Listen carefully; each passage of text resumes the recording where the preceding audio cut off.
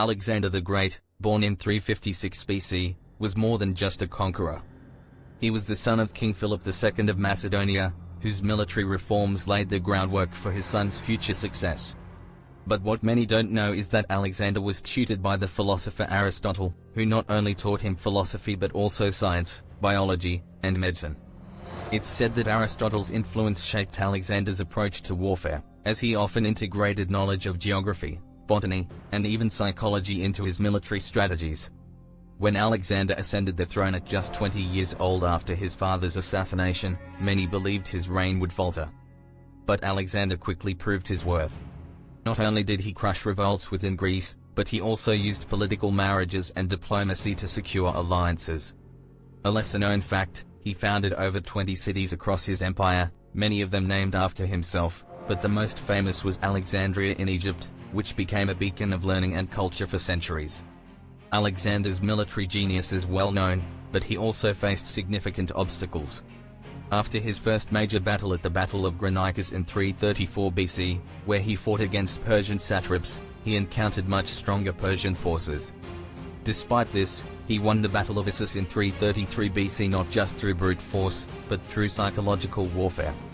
His men were outnumbered, but Alexander used terrain and the Persian king's hesitation to his advantage.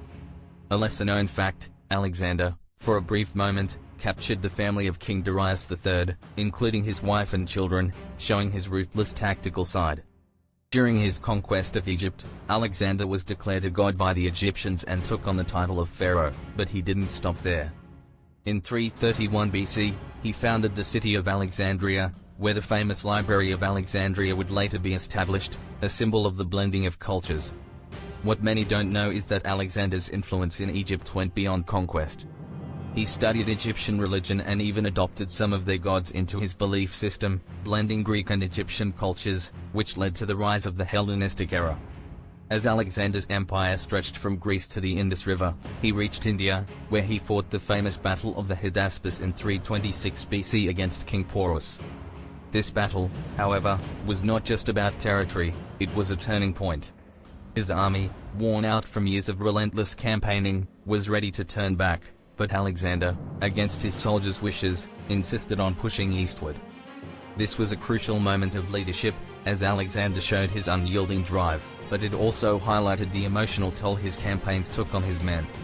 By 323 BC, Alexander's life came to a tragic and mysterious end. He died in Babylon at just 32 years old, but even his death is clouded in mystery. Some believe he was poisoned, while others suspect he died from a fever caused by an illness like typhoid or malaria. What's lesser known is that his body was famously preserved and displayed in a golden sarcophagus, which remained on display for centuries in Alexandria, symbolizing the lasting legacy of his greatness. Although his empire fractured after his death, Alexander's cultural influence was immeasurable. His conquests spread Greek culture across the known world, leading to the Hellenistic era, a period of cultural exchange that shaped the future of science, philosophy, and art. Even centuries later, Alexander's impact can be seen in cities like Alexandria and throughout the Middle East and Asia.